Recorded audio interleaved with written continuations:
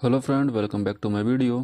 आज की इस वीडियो में मैं आपके लिए लेकर आया हूँ टोटल 30 प्रश्न, ठीक है, जो कि रेलवे के एग्ज़ाम और एसएससी के एग्ज़ाम्स के लिए काफ़ी ज़्यादा इंपॉर्टेंट है। जो भी एग्ज़ाम 2025 में होने वाले हैं उनके लिए, जैसे कि शुरू में ही जीडी होने वाला है, ठीक है, और रेलवे के भी एग्ज़ाम्स होने के चांसेस काफ़ी हाई हैं, ठीक है।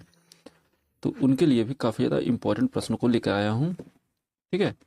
प्रश्न जो है कुल 30 हैं और आपके एग्ज़ाम के लिए काफ़ी ज़्यादा इंपॉर्टेंट है। इनमें से आपके कितने प्रश्न सही होते हैं, ठीक है, उसे आप कमेंट सेक्शन में मेंशन करिए ताकि हमें पता चल सके कि आपके कितने प्रश्न सही हुए हैं। तो चलिए आगे बढ़ते हैं वीडियो में पहले प्रश्न की तरफ। पहला प्रश्न देखिए। पहला प्रश्न जो है वह है कि आवर्त सारणी में कुल कितने आवर्त होते हैं, ठीक है। आवर्त यानी कि इसको कहा जाता है, ठीक है, जो बॉक्सेस होते हैं हॉरिजॉन्टली होते हैं उन्हें आवर्त कहा जाता है, ठीक है। ठीक है, तो आवर्त होता है ये सब, यहाँ से यहाँ तक ये आवर्त है। तो आपको बताना है कि टोटल कितने आवर्त होते हैं या फिर पीरियड होते हैं, टोटल कितने पीरियड होते हैं। तो याद रखना है आपको, इसका सही जवाब होगा ऑप्शन नंबर सी, 7। टोटल 7 आवर्त होते हैं, ऑप्शन नंबर सी सही होगा। ओके, आगे बढ़ते हैं। अगला सवाल देखिए। प्रकाश संश्लेषण की प्रक्रिया में कौन सा उत्पाद बनता है, कौन सा उत्पाद बनता है, ये पूछा जा रहा है आपसे, ये बताना है। चलिए बताइए कौन सा उत्पाद बनता है प्रकाश संश्लेषण की क्रिया में। तो याद रखिए, प्रकाश संश्लेषण की क्रिया में जो उत्पाद बनता है उसका नाम है ऑक्सीजन, ठीक है। पौधे जो होते हैं वो ऑक्सीजन बनाते हैं CO2 और प्रकाश से, CO2 प्रकाश और H2O लेकर वो क्या बनाते हैं, ऑक्सीजन और ग्लूकोज ये बनाते हैं, ठीक है। हाँ, याद रखना है इसमें एक चीज़ और कि ये सूर्य के प्रकाश का लगभग 1% यूज करते हैं, मात्र 1%, ठीक है।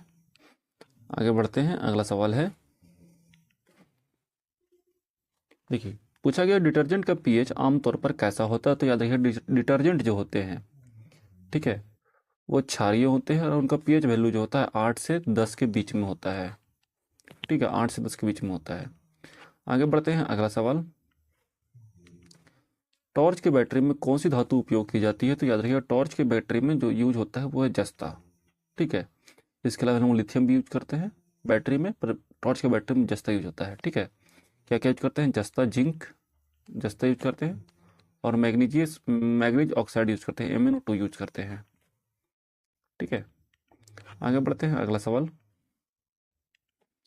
जल में अस्थायी कठोरता किससे दूर की जाती है। तो जल की जो अस्थायी कठोरता होती है इसे दूर करने के लिए हम यूज करते हैं सोडियम कार्बोनेट का, ठीक है।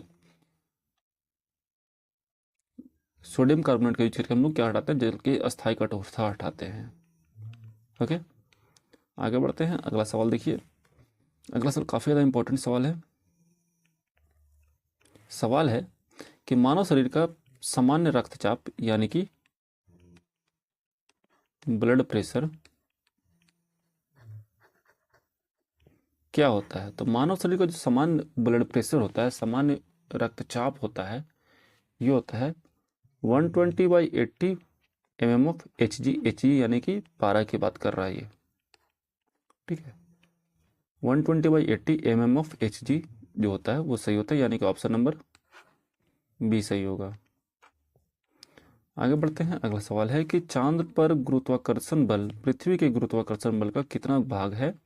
जो चांद पर गुरुत्वाकर्षण बल होता है वो पृथ्वी के गुरुत्वाकर्षण बल का लगभग 1/6 होता है, ठीक है, याद रखिएगा इसको। आगे बढ़ते हैं। अगला सवाल है कि बायोगैस जो भी होते हैं उनका मुख्य घटक क्या है। तो याद रखिए, जो बायोगैस होते हैं, ठीक है, इसका मुख्य घटक घटक होता है मीथेन यानी कि CH4।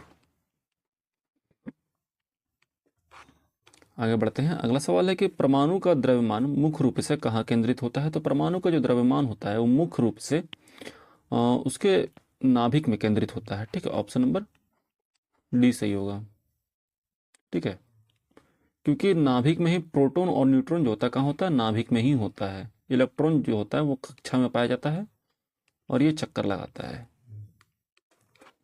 आगे बढ़ते हैं, अगला सवाल है कि दूध में कौन सा अम्ल पाया जाता है? तो याद रखिए दूध में पाया जाने वाला अम्ल है lactic acid, option number B सही होगा।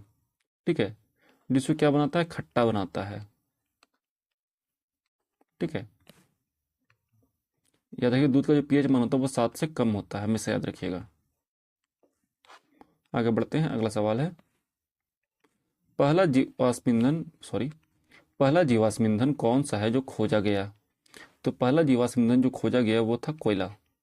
ठीक है, ये एक जीवाश्म ईंधन है जो कि किससे बना है, वनस्पति से बना है, वनस्पति के अपघटन से बना है, वनस्पति अपघटन से बना है।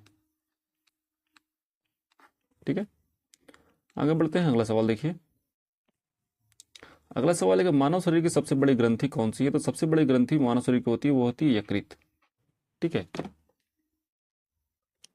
और यकृत जो है उत्सर्जन तंत्र का एक भाग है। किस तंत्र का भाग है? उत्सर्जन तंत्र का भाग है। आगे बढ़ते हैं, अगला सवाल। अगला सवाल है कि निम्नलिखित में से कौन सा पौधा कीटभक्षी है? कीटभक्षी की बात हो रही है तो ये होगा पीचर प्लांट। पीचर प्लांट जो है कीटभक्षी पौधा है जो जीवों को पकड़कर उसके पोषक तत्वों को अवशोषित करता है। आगे बढ़ते हैं, अगला सवाल है कि भारत का सबसे प्राचीन पर्वत कौन सा है? तो ये है अरावली, ऑप्शन नंबर बी है। ठीक है, कहाँ है? तो यह याद रखिएगा राजस्थान में है। आगे बढ़ते हैं, अगला सवाल।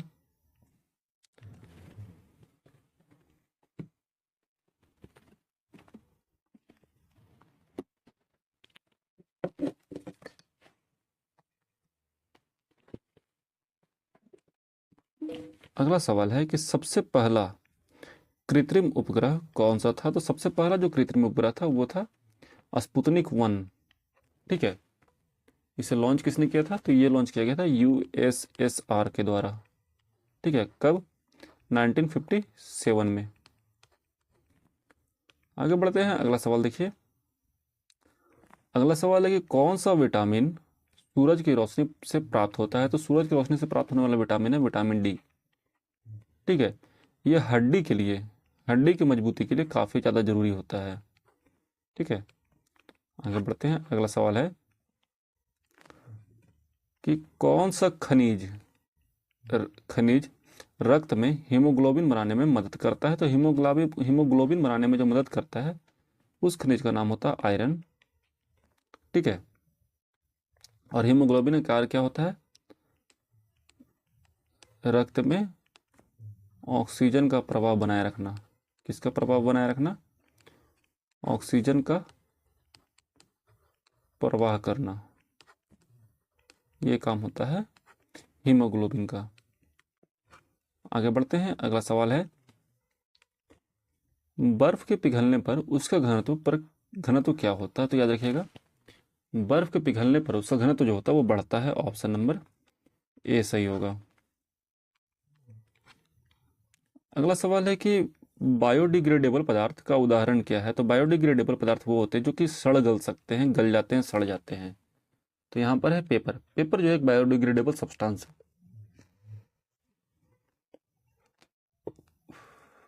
ठीक है, बायोडिग्रेडेबल सब्सटेंस उसे कहते हैं जो कि सड़ गल सकते हैं। तो यहाँ पे पेपर जो है वो बायोडिग्रेडेबल है, ऑप्शन नंबर बी सही होगा। आगे बढ़ते हैं, अगला सवाल।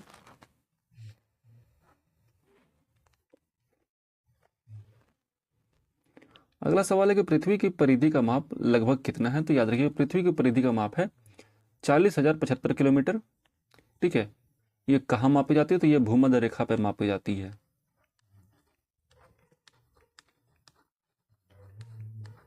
ठीक है, आगे बढ़ते हैं, अगला सवाल है क्लोरीन का उपयोग जल को किसके लिए किया जाता है? तो क्लोरीन का उपयोग जो किया जाता है जल में वो किया जाता है जल को कीटाणु से मुक्त करने के लिए, ऑप्शन नंबर सी सही होगा।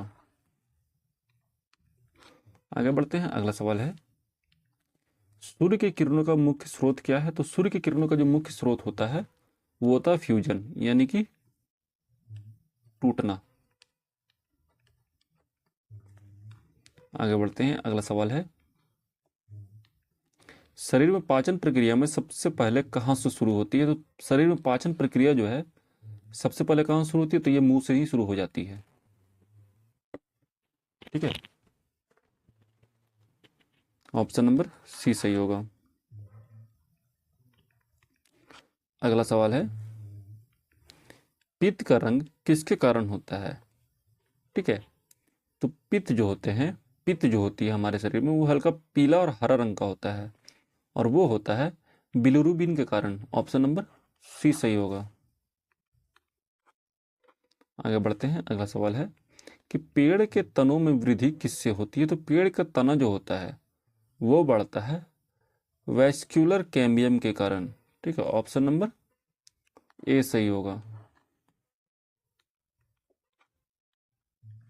अगला सवाल है कि ज्वार भाटा का मुख्य कारण क्या है? तो ज्वार भाटा का जो मुख्य कारण होता है वो होता है चंद्रमा का गुरुत्वाकर्षण। ऑप्शन नंबर बी सही होगा।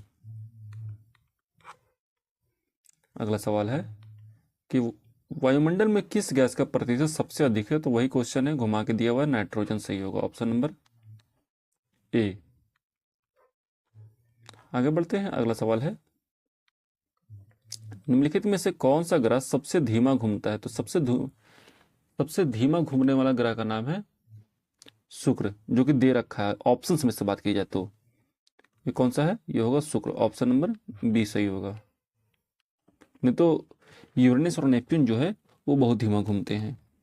आगे बढ़ते हैं, अगला सवाल है कि डीएनए की खोज किसने की थी? तो डीएनए खोज किया गया था वाटसन और क्रिक के द्वारा। ऑप्शन नंबर ए सही होगा। और इसका जो डबल हेलिकल स्ट्रक्चर है इस टाइप का,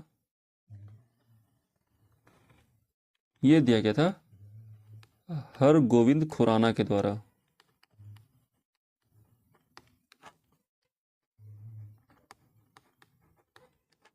ठीक है, आगे बढ़ते हैं, अगला सवाल, भारत में पहला तेल का कुआं कहाँ खोजा गया था? तो भारत में पहला तेल का कुआं खोजा गया था असम में। असम में कहाँ की बात होगी? तो याद रखिएगा डिगबोई। डिगबोई नामक जगह पर पहली बार तेल का कुआं खोजा गया था। ओके, तो आज के वीडियो में इतना ही था फ्रेंड। हम लोगों ने लगभग 30 प्रश्न किए हैं, जो कि आपके एग्जाम के दृष्टिकोण से काफ़ी ज़्यादा इंपॉर्टेंट है। मिलते हैं नेक्स्ट वीडियो में। इस वीडियो में आपके जितने भी प्रश्न सही हुए हैं कमेंट सेक्शन में मेंशन करिएगा। ठीक है, और अगर कोई सजेशन हो तो उसे भी कमेंट सेक्शन में जरूर बताइएगा, ताकि मैं आपके लिए वो कर सकूं। ठीक है, मिलते हैं नेक्स्ट वीडियो में। जय हिंद, अपना ख्याल रखिएगा and finally thanks for watching.